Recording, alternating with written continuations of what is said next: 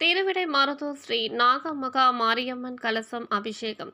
தஞ்சாவூர் மாவட்டம் கும்பகோணம் அருகே திருவிடைமருதூரில் ஸ்ரீ நாகமகா மாரியம்மன் கோவில் ஆடி மாதம் வெள்ளிக்கிழமையை முன்னிட்டு ஆற்றங்கரையில் இருந்து சக்தி கரகம் எடுத்து வந்து டிரஸ்ட் வாராகி உபசகர் குருஜி கண்ணப்பன் முன்னிலையில் வெள்ளிக்கிழமை அபிஷேக ஆராதனையும் சனிக்கிழமை கலச அபிஷேகம் ஆராதனை வெகு விமர்சையாக நடைபெற்றது.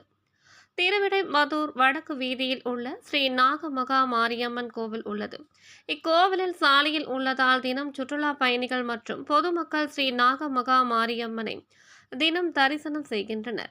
இக்கோவிலில் ஆடி மாதம் வெள்ளிக்கிழமை முன்னிட்டு 16ஆம் தேதி காலை 10:15 மணிக்கு ஆற்றங்கரையில் இருந்து சக்தி கரகம் எடுத்து வந்து மகா அபிஷேகம் மற்றும் ஆராதனை நடைபெற்றது.